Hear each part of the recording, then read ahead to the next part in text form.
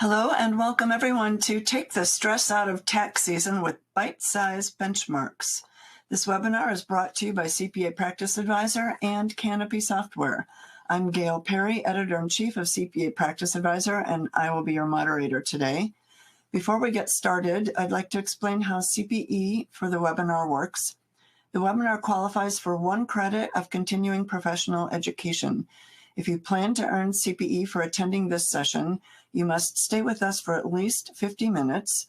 In addition, we will display 4 polling questions during the webinar, and you will need to record an answer for at least 3 of the questions, as this is our verification that you are still watching the event. You will receive an email by the end of the day today that contains a link to your CPE certificate, assuming you met the requirements for CPE. Please note that we can give CPE credit for multiple people watching on the same computer. So if there are others in your office who would like to attend this event, please have them join you now. And at the end of the event, we'll provide an opportunity for you to send us their email addresses so we can issue CPE credit to them. At any time, you can enter questions in the Ask a Question box on your screen, and our speakers will try to get to as many questions as possible during the presentation. Questions not answered during this broadcast will be addressed by the speakers afterwards by email. Today, we're joined by Shannon Vincent, co-founder and CEO of Renew Group, and Colin Dunn, co-founder of Renew Group. I'll let them introduce themselves a little further, and we are now ready to begin. Awesome. Well, hello, everyone, and thank you for joining. My name is Shannon Vincent. I'm a co-founder and of Renew Group, and welcome to Take the Stress Out of Tax Season Bite-Sized Benchmarking. Just before we get started, I wanted to thank Canopy for having us, and of course, Gail, great introduction, and thank you to CPA Practice Advisor. As mentioned, Colin Dunn, my partner, and I will be presenting today. We are co-founders at Renew Group. We transform accounting firms and lives. We do that in a few ways with education, systems for your firm, community, and consulting. I know that you'll have a copy of the slides. You can all download a copy of the slides, so we likely will not go through every single bullet point today, but certainly the majority of them, and you'll have an opportunity, as you can see, to subscribe to our newsletter. So to set the stage, here we are mid-December and just got through the fall deadlines. Maybe you attended a conference. I imagine that you can and are thinking about tax season, whether that's organizers or bonus programs, pricing, you name it. So what we want to do is just give today a little bit of context. So why don't we go ahead and think about in our own firms, does this sound like you? At times, do you feel overworked? Do you feel like you kind of run from deadline to deadline and you're not caught up? And that possibly your expertise is worth more than what you charge? And ultimately, you would like you and your team to have more life and more freedom. And possibly you feel like everything depends on you and your firm. Some of our firms that we work with say that they feel like they have Velcro on their backs, everything comes to them. And how do you feel about tax season? We know that lots of firms, when they think about tax season, they have that sort of tax season pit in their stomach, or they could smell tax season. And is that how you're feeling about it? Some, of course, might be, and you might be frustrated with your team, recruiting and retention. And at times, do you feel like a service provider, not a trusted advisor? So we want to help you with all of these things. And if you answered yes to any of those, you're in the right place. And ultimately, it's because you haven't made what we call the shifts. That's the real problem. So we're going to go through those. Today, it's going to be very interactive. And here's our agenda. We're going to talk about identifying your business model issues, what we call tier 1 versus tier 2 issues. Talk about that. We're going to then dig into Pareto for profit, plus those metrics that we talked about. Again, we're going to try to give you some new metrics to think about going into next tax season and next year. And then Colin Dunn, again, my partner, will come on, and he's going to talk about moving to a different business model, making the firm the #1 client, and then we'll do a case study with Accounting for All, Larry and Jean, and we'll give them a formal intro when we get there. And again, Colin and I have 50 plus years of consulting and working with the profession. I'm a CPA by trade, and Colin is a chartered accountant. So let's go ahead and dig into shift number 1. And that is just identifying your business model issues by understanding which issues take priority over others. Again, you're thinking about next year. Maybe you're doing a cleanup, thinking about how last year went. And so how does that look? Because we think about the chaos, right? We hear from lots of firms who are juggling people and technology and what services to offer and pricing and tech stack and organizers and just all the things that come with being a practice leader. And what we would like you to do is sit back and help you prioritize the real business model issues. And we frame this up in what we call tier 1 versus tier 2. And put another way, all of these things are critically important, yet the process that you take to take them on in terms of the priority or at which is the priority to come first. So what we want you to think about is, what services do you offer, right? What clients are you serving? How are you going to price? How are you going to create and capture value for those services? And what metrics are you going to manage to make sure you're doing those things correctly?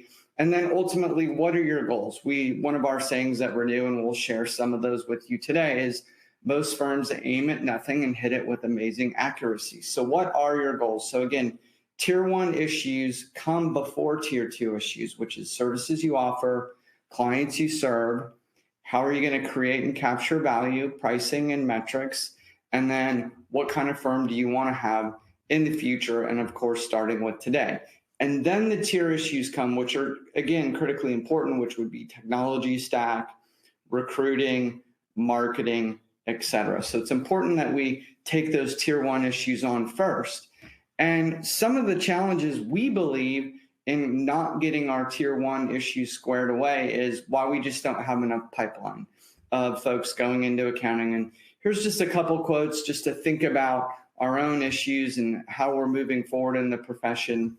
An article that was in the Wall Street Journal back in October, on October 6th, and the title of it was "Why No One's Going Into Accounting." And it talked about 300,000 people leaving the accounting profession between 2019 and 2022. And then there was a quote from a university, the University of Maryland, where accounting majors have fallen by 30% since 2018. So what are some of the reasons for that? Now, clearly the 150-hour rule is something we've all heard about.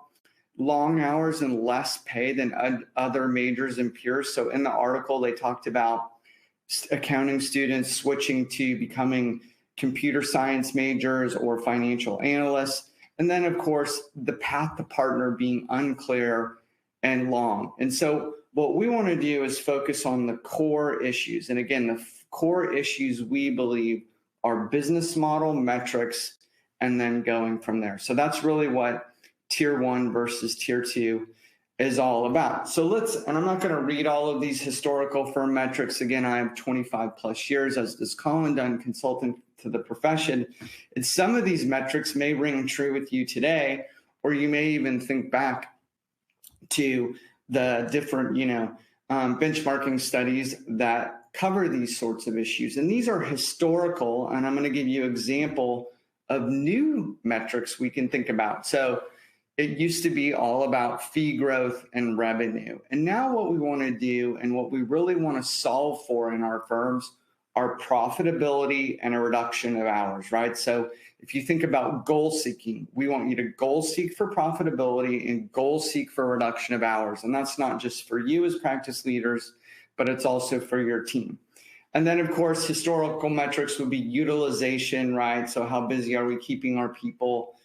Focusing on staff charge hours and realization and partner bill rates. That's been replaced with things like other leverage metrics, and that can be revenue per head. That could be average client revenue. One thing we know, if you want to reduce the insanity in your firm, you have fewer clients and do more for them. So that would be, again, average client revenue to think about, revenue per head. These are good metrics to think about. If you're still completing timesheets, an average hourly charge rate would be good. So again, some of these metrics have been replaced with new metrics that we're talking about as you move to a new business model.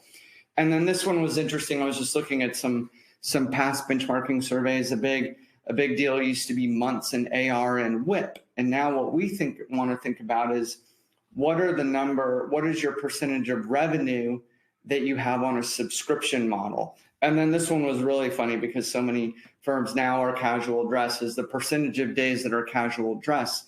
Many of the firms that we are talking to now are talking about replacing that with let's not work Fridays. And is that even possible to do during tax season? Because a lot of firms don't work Fridays during the summer, but can we actually have that in tax season as well? So again, we want to have some new benchmarking modern firm metrics to think about. So with that, here we have poll number 1.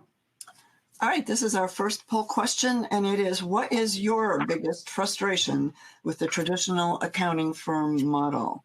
And your answer choices are hours or quality of life, profits, can't find people to do the work, or too much time spent on the wrong clients. So go ahead and post your answer and then click the submit button, and we'll share these answers with our audience in just a moment as they come in. All right. Appreciate everyone answering these.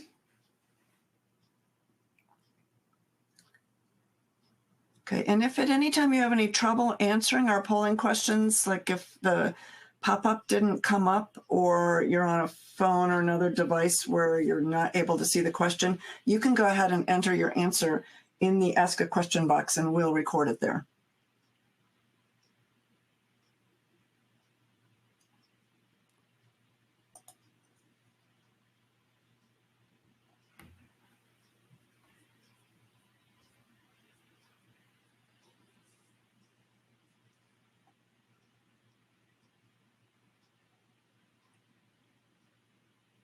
All right.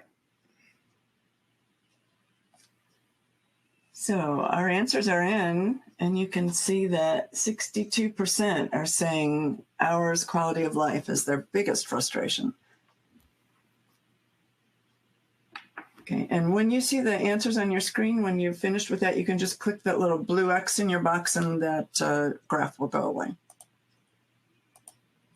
Got it. Okay. Thank you so much. So 62% hours and quality of life. So again, I'll go back to shift number 1 is about focusing on goal seeking for driving profitability and reducing the hours, which will really hit that 62%. So thank you so much. I'm going to go to shift number 2 now, which is what we call Pareto for profit, which is Renew's philosophy and approach on what we call a Pareto analysis. Many of you would know that, or in the 80-20 rule. We'll talk about that in some detail. And essentially what we want you to do is solve your time problem and increase your profits by tapping into looking at what we call different zones, which is the insanity zone.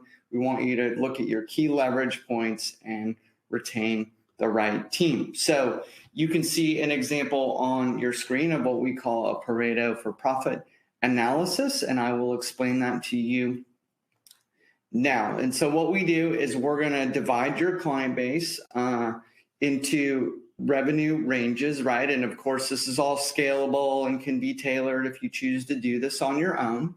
And essentially what we want to do is we want to know the revenue total and the number of clients by each revenue segment, and then we divide those into zones, and I'll go ahead and explain those. So the red zones at the bottom, and in this case we define it as less than $500, is what we call the insanity zone. And these are often clients that are once a year transactions. One time a year is all we see them, and we do a lot of free work for them and a lot of scope creep outside of tax season. So when they call with questions, and here's how we solve your time problem, or you solve your time problem, you can see that 73% of clients under $500 represent 26% of revenue, right? So 75% of clients, tons and tons of activity, are driving only 26% of revenue.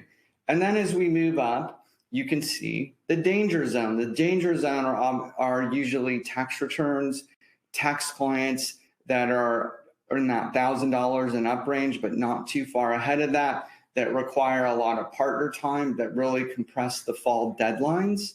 That's what we call the danger zone. We want that to be less than 5%. Again, coming back to metrics, less than 5% of your practice. We want the insanity zone to be 0, right? We want you to have no insanity zone clients. And then we go up, and this is where we think really you get great leverage, and where we're going to focus the most is on what we call the leverage zone or the scalable zone. So where are we getting the most leverage? So you're going to get that through pricing, through people, through technology. And we'd like to see greater than 85% of your clients represented in that leverage zone. And then the fragility zone is for many firms in the smaller firm segment have clients that they get seduced by the revenue that are actually the least profitable. So we want less than 10% of the number of clients in that zone. So again, the twist is we're going to divide your client base. You can do this as well on your own into revenue segments and see what's driving the insanity. How do you solve for profits and reduction of hours? And just to demonstrate that, I'm going to talk a little bit about our friend Seth Fink, who runs an accounting firm down in Phoenix. And before he made some of the shifts that we're talking about, these tier 1 versus tier 2, really looking at the Pareto and the shifts that Colin's going to talk about, is he had a very high volume practice, low margin, 1040 heavy. In his words, they were pricing apologists. They were doing 7-day work weeks. Seth was doing, often 12 to 14-hour days during tax season. Couldn't get work done during the day because he was, addressing phone calls, appointments, emails, and team questions. And then he just didn't feel like he had that leverage, right? He was not getting a lot of leverage. And he had a number of false starts on tier 2, whether it was marketing or software. They had mandatory work hours for the team, which were 6 days a week.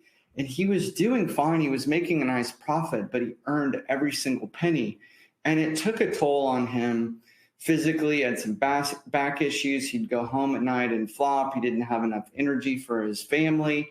And then one tax season, they were having their tax season debrief, which we, of course, encourage you all to have. And his entire team quit. And so interestingly, Seth had a very creative response, and he said, guess what? I quit too. So let's all figure out how to fix this. And one of our other sayings is emotion equals action. So as you're going into next tax season, we want you to bottle up how you felt on 325 or 410 or 913 or 1013, right? Emotion equals action. And that is essentially what happened to Seth. And so what he started to do was to come back and focus really on that leverage zone. Again, leverage or scalable, that green zone. We want 85% of your clients there. He implemented a subscription business model, which Colin's going to talk about here in a moment. He stopped working for free. He eliminated scope creep. And now he feels like he has a business owner with a life rather than being self-employed. Interestingly, before Seth was working 2,500 plus hours. And now he's having more than 6 weeks of vacation per year. Actually, Colin had a coaching call with him yesterday, and Seth was actually in Thailand for the call, just checking in with us before tax season. So again, emotion equals actions. Let's get focused on these tier 1 issues using Pareto for profit. And to demonstrate some of that and talk about some of those metrics, he went from $980,000 in revenue, bigger firm, to 1.6. He actually told us yesterday he's going to shoot for over 2 million in 2024. And his client groups, again, we want to track that number of client groups. Average client revenue went from over 1,000 to 569. Average client revenue went from 963 to 2937. And he really reduced his insanity zone of number of clients under 500 from 541 to 4, and his subscription revenue from 0 to over $1 million. So again, he did this by focusing on tier 1, issues implementing a subscription model. So with that, why don't we go ahead and go to poll number 2. Okay, our second polling question is, where do you miss the mark on pricing? And your options are, I don't price for value, I price too quickly, I don't manage scope, or I don't adhere to a pricing process. So pick the one that's most applicable to you and then click the submit button.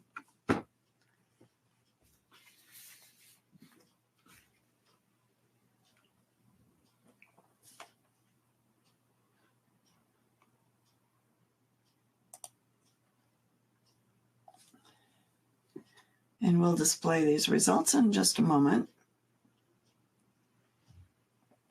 Although it's looking like it's kind of all over the board. Everyone has a different reason for missing the mark.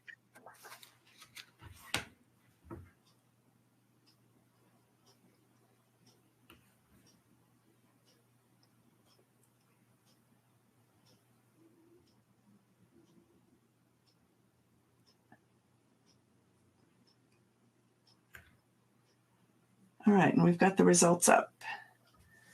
And a third said don't price for value, but the rest are pretty evenly spread out. Okay, thank you for that. Yeah, so again, not pricing for value often is because you're focused on too many clients, right? Maybe your model is you're all things to all people. So certainly a trend is going from let's get focused on the right clients at the right price. Remember, that's what we talked about, and capturing that value. And so with that, I'm going to go ahead and pass the reins here to Colin, who will take us through to the case study. So thank you for participating in the poll. Indeed, we appreciate that. Thank you, Shannon, for leading off the webinar. Terrific stuff. And thank you again to our friends at Canopy. And Chad, thanks for having us. We appreciate you guys sponsoring the session. So just to recap where we're at, Shannon talked about the first 2 shifts that firms go through to transform their business model. So first of all, identifying those tier 1 issues and delineating from the tier 2 issues. So who are your clients going to be? What will you offer to those clients? And how do you price those services? Was the tier 1 issues that we really encourage you to focus on. And then we showed you the Pareto for profits and how you can dig into your numbers, find out where the insanity is coming from and where your opportunities lie. What we'd like to do now is to build on that and move to shift 3. Shift 3 is all about moving to a different business model. This is about leading with advisory and serving the right clients. And shift 3 really builds on all of the work that you'll do in those first 2 shifts there. This is where you really start to get an understanding that it's not just about pricing differently, it's about doing business in a very different way. You see, here's what tends to happen in most accounting firms. And as Shannon mentioned, between the 2 of us, we have over 50 years of experience in working with firms, but also observing what happens in our profession. Most firms try to be all things to all people. And when you do that, you just find you've got so much going on, so much work that you need to deal with, so many clients, so much insanity that you tend to do things in a rush. That means that you price too quickly. That leads to inferior pricing. That also leads to the fact that most accountants become deadline driven because we simply don't have time to plan. We just have to lurch from deadline to deadline, which has a deleterious effect on lifestyle. And so with a deficient lifestyle, all we can do is be reactive. We don't have the time to do any planning. We don't have the time to be proactive with our clients. And essentially, we're living in the gap of what needs to be done, meaning we know what we have to do, but we simply don't have the time to do it. And so you'll notice a common theme here being we need to drive the hours down. And so if you take the view that fewer clients is a better business model, but a different approach with those clients enables you to capture premium pricing. So in other words, profits up or same profit, but time down, then how do we do that? Well, the way to do that is to embrace a new business model. Here's one way in which you could do that. And so if you were to adopt a subscription model with a select number of clients, so your target clients. And within that subscription model, you actually led with advisory and consultation rather than the be all and end all being the tax compliance work. Perhaps your firm would look very different. And so clearly you can't do this with 400 or 500 clients, but you can do it with 100, 150 clients, for example, per partner. And so the way in which this works, and you'll see the example on the screen here, and you'll adapt this and make it your own. And in fact, our Renew members are taking this template and then adapting it for different types of services and different types of clients as well. So if you did that, what you can see happens is over the course of the year, so throughout the 4 quarters, where would you focus? So for example, you'd provide access to clients through the year. You'd help the clients set their tax strategy, and then you'd check in with them on a quarterly basis.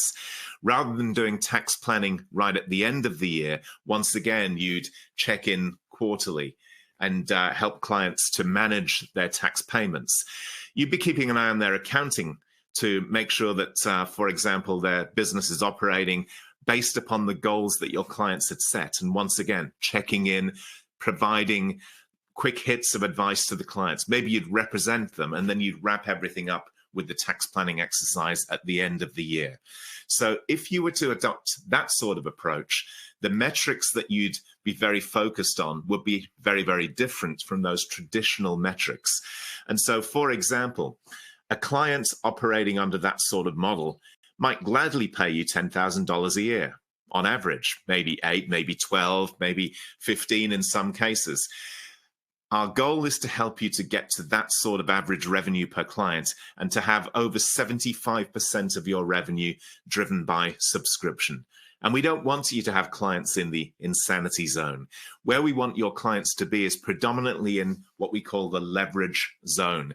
And what you'll find when you do the analysis of your Pareto for profit is that you'll already have good clients who are paying you good money. You can price very well for those sorts of clients. The problem is you can't get to them as much as perhaps you'd like to do. And so those upgrade opportunities go wanting because we simply haven't had the time to have those conversations with the clients. And look at the one down at the bottom here. Here's where we want you to get to. Hours worked per week, below 40 hours. So you can drive that vacation time up or do whatever you want to do with your time. That's the key. You decide what you want to do with your time. So this is all about making your firm your number one client. You see, you simply can't do that if you don't make yourself your most important client. So shift number 4 is about taking back control of your firm. This is where you become that true trusted advisor. And for as long as I've been working in this profession, it's been said by many parties, many surveys, that the accountant is the most trusted business advisor. But the problem is the way in which we act doesn't lend ourselves to being the trusted advisor. And most firms just end up being a service provider because they don't dictate the terms of the client relationship. So what do we mean by that as we think about shift 4 here? Well, in most accounting firms, client work is the number one priority. And we understand why that is. Of course, clients are important. They pay your bills at the end of the day. But there are impacts that are felt throughout the firm and throughout your team when you put your clients before you and before your firm. So when the client work comes first, you simply don't have the time to work on your firm. And what we tend to observe is that the squeaky wheel gets the grease. And in many cases, that squeaky wheel is the wrong sort of clients, those non-target clients, the clients who shout and scream and don't pay your bills and you don't particularly like working with them. That's where we start to live in the gap of what needs to be done. We're very reactive. We get to that. We'll get to that after next tax season. As you know, of course, that never happens. And the only way in which we can get all of the work done is by asking our team to work on healthy hours as well partners as yourselves, of course. And we end up saying yes to everything because we don't have time to think about even a yes or no decision. And when you say yes to everything, when you look back, you'll have many, many regrets. We're sure about that. And the emotion typically felt inside firms is just, I'm tired. This is too hard. And so what we suggest to do here is to flip all of that on its head. And so once again, shift number 4 is all about making the firm your number one client. Now, my guess is that most of you on the webinar today have flown in an airline at some stage during the past 12 months. And when you did that, you'll have heard during the safety announcements that they encourage you that in an emergency, you should put on your own oxygen mask first before you help others. That's what this is all about. We think the profession is in an emergency stage right now. And so this is why we really encourage you to put on your own oxygen mask first, to work on your firm, to literally block out time to just work on your number one client. That's you. So put that on your calendar, immovable time. We have firms who are blocking out every Friday just to do that. That's the way in which they do it. Other firms will, block out a couple of hours 2 or 3 days a week and just work on their firm so that they can create value for the right stakeholders. And the right stakeholders, of course, partners, that's you and your team and your target clients and your community. This is how you can become the trusted advisor rather than the service provider. And the way in which you might consider doing this is keep track of how many times you say no. That'd be an interesting metric to measure. And so if you start with no and you don't do anything unless it's a heck yeah, then you'll be in a much better position. So for example, somebody calls and says, I'd like to be a client of your firm. Your default position should be no, unless the client can prove to you otherwise. If you need to hire somebody, unless they're an absolute star and you say, yeah, absolutely, I need to have this person on my team, just slow down a little bit. We don't need to say yes to everything so quickly. And when you take the time to work on the firm, then what you'll find is that the emotion starts to build and you think we must do things differently here. There has to be a better way, and you can start to see the forest for the trees. And that's when you take action. Emotion will start to equal action. So with shifts 3 and 4 there, let's go to our next poll, Gail, and I'll hand over to you to run that poll. All right, this is our third polling question. What is the primary thing you do that doesn't make the firm the number one client? And your options are: don't dictate the terms of the client relationship, work for free, cave on our boundaries, or work too much and ask our team to do the same. And as a reminder, you can post your answer in the Ask a Question box if you can't get to the option on the screen to post that. Also, I just want to take a moment to point out that at the bottom of the screen, there's an event resources option. And if you click on that, you'll be able to download the slides for this presentation. So we'll leave this open for just another moment.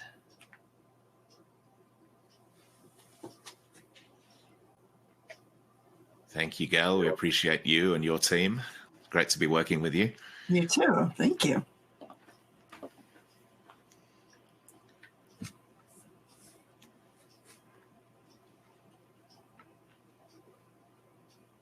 And it does look like we're getting a little bit of everything in our answers. The leading response is working for free. And the results have been sent to the audience. All right. Thank you so much for that. And thank you all for taking part in the polls as well. So 2 front runners there, working for free and not dictating the terms of the client relationship. Well, there is a better way to do this. And we certainly believe that all of those issues can be resolved, as well as working too much and asking our team to do the same. But it's really important that you make a commitment to do something differently. And so what we thought might be helpful here is to run a case study. And I'm delighted to introduce to you Larry Teal and Jean Paduana Teal, who are the principals at Accounting for All. Accounting for All is an accounting firm in Albany, New York. Been working with us here at Renew for some years now. Larry and Jean, delighted to have you. And why don't you just tell us a little bit about the firm, give us some background on where you were before you started with Renew, and just tell us anything about the firm that might be of some use to people listening in today. Oh, hello, Colin. Happy to be here. Thanks, Larry. Good to have you. I think we were probably on a webinar like this with Shannon, stressed out after a tax season where we felt something had to change. We couldn't do it any longer. We were working out of a home office, doing over 500 1040s, meeting with most of the clients, and our revenues back then were 65% tax and 35% bookkeeping and client accounting services. And we just couldn't do it any longer. So luckily, we found you guys and implemented the systems. So just tell us a little bit about the sort of clients that you have there, the services that you provide. Jean, maybe you want to take that one.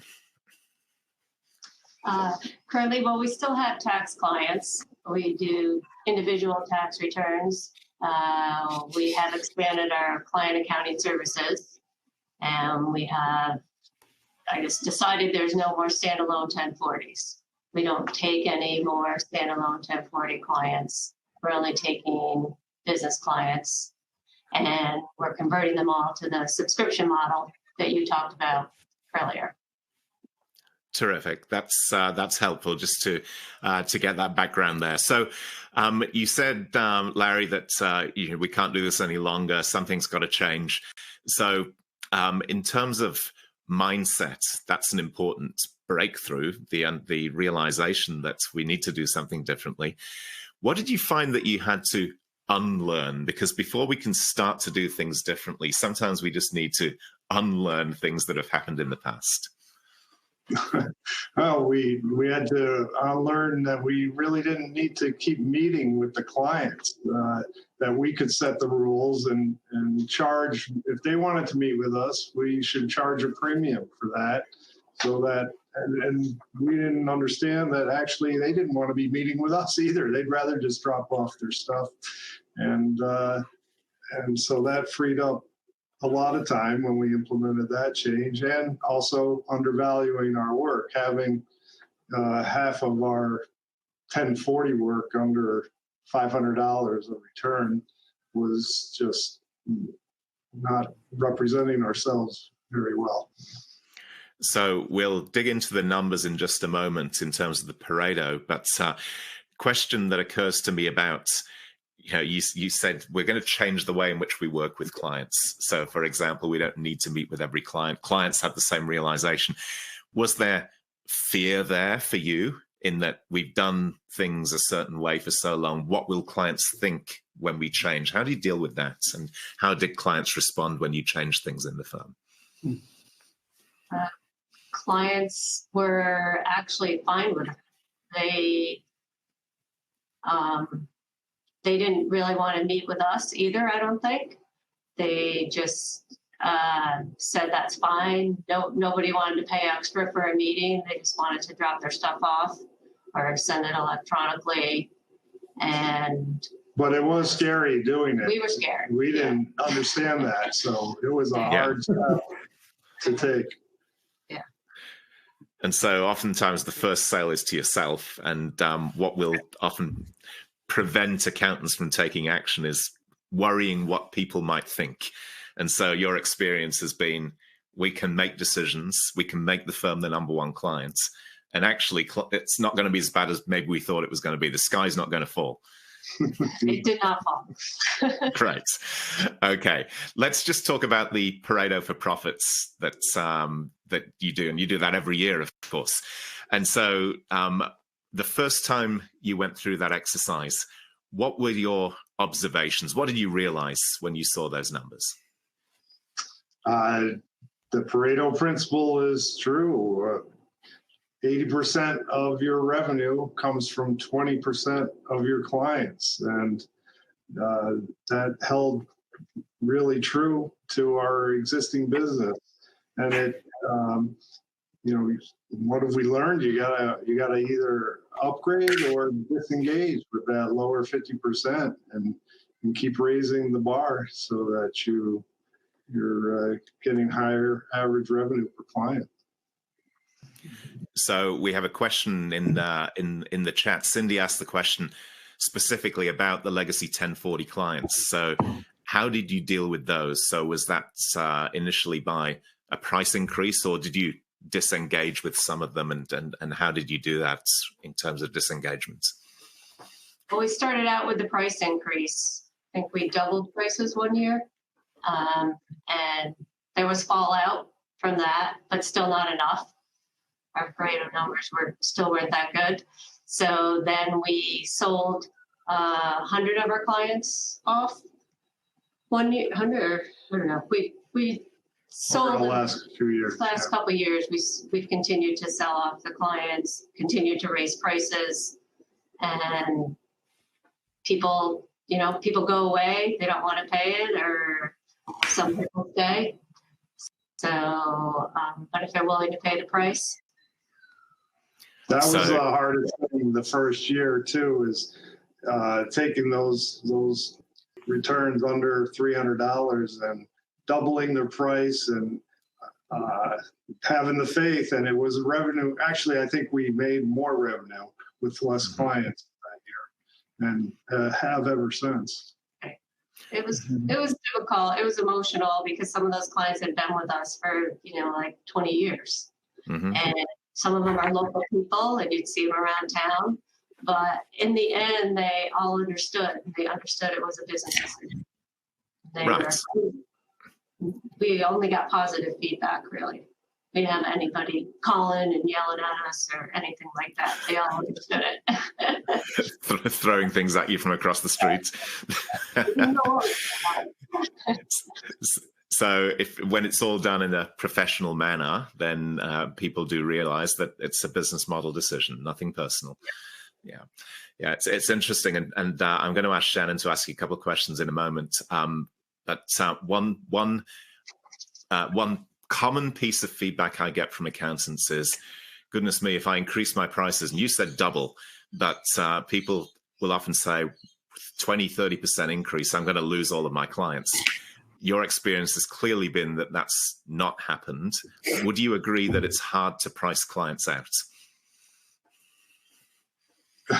Surprisingly so. Yeah, that is true. And I think that what that shows us is that typically in most firms, prices are too low. And so there's plenty of scope to increase prices, which then helps you to make better decisions around who you should be working with. Would that be fair to say? Agreed, yes. Yes. Okay, excellent. Shannon, you've been working with Larry and Jean for a long time here. So if you don't mind, why don't I just pass to you and maybe dig in on pricing and clients and that sort of thing? That sounds good. Yeah. And Larry and Jean, thank you so much for sharing your experience and being here with Canopy and CPA Practice Advisor and us. I think just to sort of summarize the 1040 side of things, and correct me if I'm wrong, it's you upgraded 1040s, you had a ton of legacy 1040s that you'd had a long time.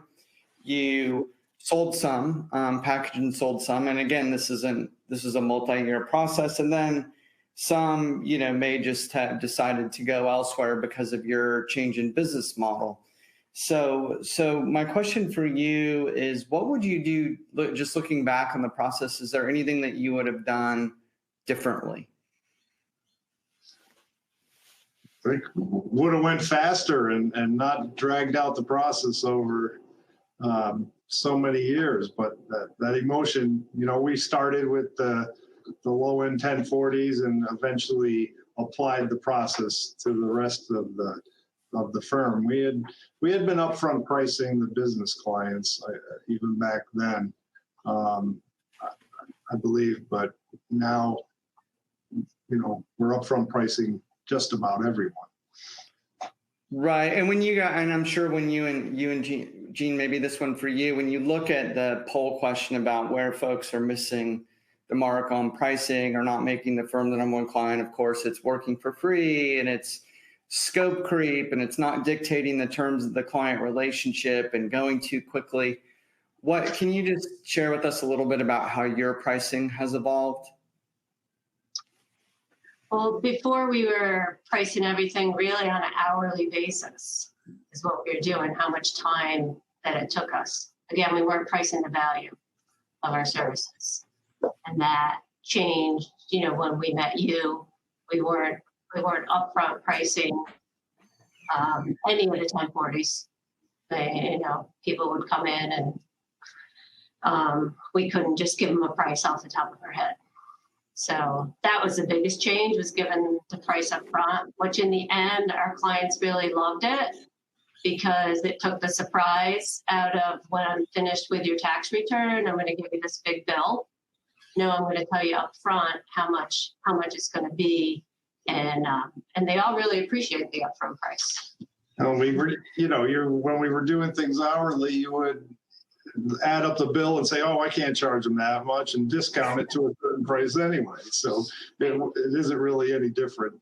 It's just telling them in advance. Right. So you were pricing apologists. So in this scenario, now you get price out of the way, you focus on value and creating, value for clients and taking care of them.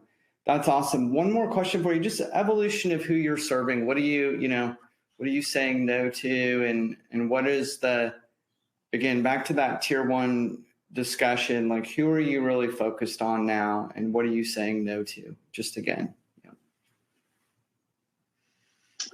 Well, in the beginning, if you could fog a mirror, we would accept you as a client. And anyone who walked through the door, it's all referral based, but certainly we've evolved to focus on business clients, and then beyond that, defining a target market, niche market in hospitality, and also not-for-profit membership organizations, which are really great because they don't have any 1040s associated.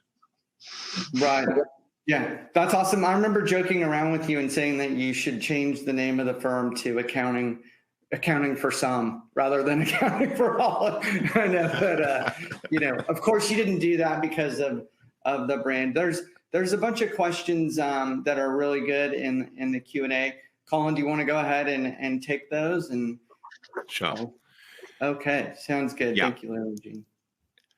Thanks, Shannon. So Heather, your question was, did you let clients know the price was doubled before starting the return? And Larry and Jean, I think you answered that one. So pricing up front now has become more and more important. Elaine asks, are your upfront price estimates still based on an hourly rate? Sometimes we still use that to kind of get, in a ballpark of where we kind of set the bottom bar, and then really have to ask the client what they're valuing and price for the value they're getting, which is always more than the cost. So the baseline price then is let's attempt to estimate how long this might take. Then we have a target average hourly charge rate. That'll give us our bare minimum, and then build in value from there. Yeah, great answer. Shelley asks, do you price per form used? No, we've never done that. Nope. Mm-hmm. Okay. We'll come back to those other questions. If we don't get to them during the course of the webinar, we will come back to you and answer those other questions. But I really want to dig into the impact. So what impacts have you seen in the firm in terms of, not just the business, but also personally, your lifestyle, of the changes that have made? Maybe describe for people listening what's happened there. It's this last tax season, the deadlines have been oddly quiet and peaceful versus the ultimate stress.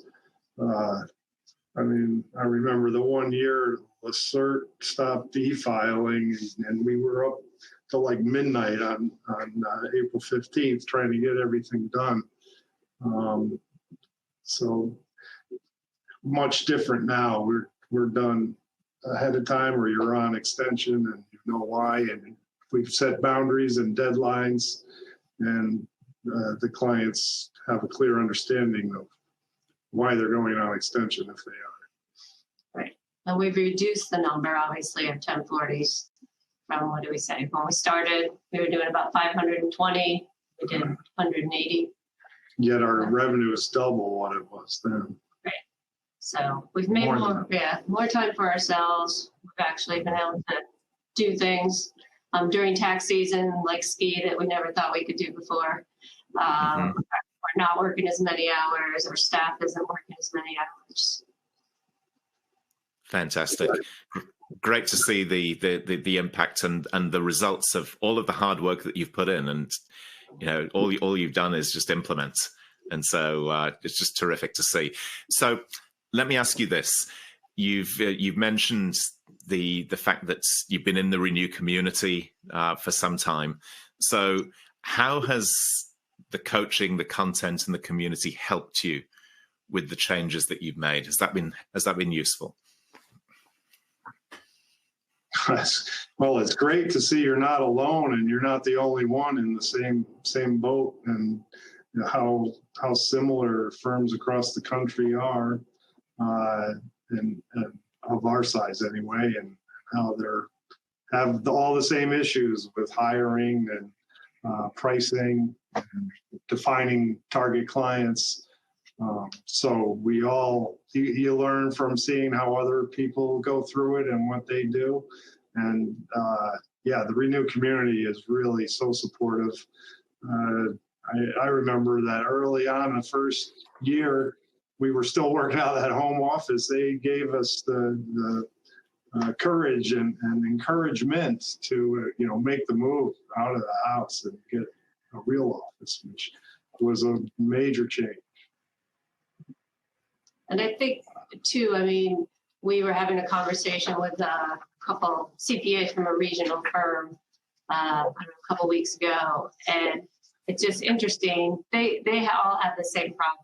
They're all doing those returns, those legacy returns, no matter how big the firm is, right? They're all doing that tax return, for $200 or $300. So it's the same problems, no matter how big or small the firm is. That's super helpful. So, and that's certainly our observation, in that most firms have the same problems. What you want to do has been done before. You don't need to reinvent the wheel. Jean, Larry, we're thrilled to have you as part of the Renew community. Thank you again for being so gracious with your time today. If you could just, in one short sentence, give a word of advice to people listening in based on what we've covered in the webinar today, what would it be? Don't wait. Start the Renew business model now. You can still save your next tax season. It's most impactful the first year, for sure. Fantastic. Thank you so much indeed. Really appreciate it. Hey, thanks. All right. So let's go back to the slides, and we will start to wrap up the webinar here. And when you download the slides, you'll find a summary of the case study that we've been through here today, with some of the numbers that some of you have been asking in the chat panel. So there's a little bit there about where Larry and Jean's firm were before, and where they're at right now, so that you can just make a little gauge as to, are you facing similar issues? Here's what some of the numbers looked like before and after. And so this is a constant process of evolution here, but the key is to take action. And so our fifth shift to wrap up our webinar today is take action and make an investment in yourself. And so the key here is to not repeat tax season. And you just heard Larry say there, it's not too late. If you really embrace what we've discussed today, you still have time to make the changes so that next tax season is not a repeat of what happened this year and last year and the year before. So in other words, the COVID years through into 2023 have not been fun in this profession. Let's do something differently here. And so what we'd like to suggest for you is, well, first of all, if you like what you've heard, why not sign up to our newsletter? So just go to renewgroup.com/newsletter, and we send a newsletter out every couple of weeks to you.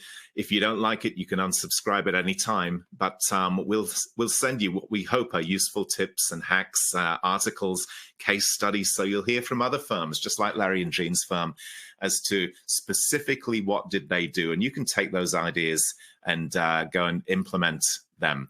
So what else might you do? So one thing you could do is just choose 3 of the Renew bite-sized benchmarks to focus on in this upcoming tax season. And so all of the benchmarks that we spoke about today, you'll find them in the slide pack. Don't try and do them all at once. So let's not get overwhelmed here. But one thing at a time, just pick 3, or maybe you'll just pick 1. And get very, very focused on measuring those during the the upcoming tax season. Maybe do an exercise with your team. So here's an interesting exercise. What about 3 things that make the firm the #1 client, and 3 things that don't make your firm the #1 client? Have that conversation with your team and let them have some input as well, and see what sort of responses you get from the people who are at the front line there, and then commit to make some changes together with your team. And then, as Larry and Jean spoke about, raise prices and/or reduce scope on your 5 most underperforming clients. You may find with some clients the price is actually not too bad, but you're just doing too much work for them. So perhaps we need to re-engage with some of those clients. So there are 4 ways in which you can take action, and we'd love to hear how you go on with those. So please do stay in touch with us. We're going to go to our final poll, the 4th poll for the day. Gail, over to you. Which shift resonated with you the most? All right, that is the question for our 4th poll. Which shift resonated with you the most? And your options are Tier 1 versus Tier 2, Pareto versus plus metrics, making the firm #1, and command premium pricing. So pick one of those that seem to have the most impact on your decision making as you think about your future and your firm, and choose that and click submit. And as you're entering those answers, we'll have final words from our speakers. Yeah, thank you so much for that, Gail. We appreciate that. We appreciate you hosting the webinar today, and Canopy for sponsoring the webinar. And it's been fascinating to see the responses to the polling questions coming through. And I think what that underlines for us is that many, many firms who have come to the webinar today are facing the exact same issues that we've been talking about all the way through. So underpricing, focused on the wrong sort of clients, not putting themselves first, not understanding what their business model is. And as Larry and Jean discussed with us during the terrific interview there, all of this can be fixed, but you need to make a commitment to shift number 5 there, which is take action. Let's not let this insanity go on any longer. All right, well, we want to take this time to thank our speakers so much for a really fascinating session, and to thank all of you for attending today. As we mentioned before, we had 4 polling questions. You needed to answer 3 in order to qualify for CPE credit. You'll get an email from us later today. It'll be from CPA Practice Advisor with information about how to download, a link on how to download your CPE certificate. If you have any questions about CPE, please contact me directly. You can reach me at gperry, G-P-E-R-R-Y, at cpapracticeadvisor.com. And also, if any others are watching this event with you at the same computer and they require CPE credit, you can email me their names and email addresses, and we'll send a credit to them. Again, that's gperry at cpapracticeadvisor.com. We also want to thank Canopy for making this event possible and allowing us to offer a free CPE credit to our attendees. As soon as we finish talking here, you will see a survey on the screen. We'd like to have your feedback so we can continue to make our webinar series better. Again, thank you all very much, and our audio will end now. Thanks, everyone. Thank you so much. Bye-bye.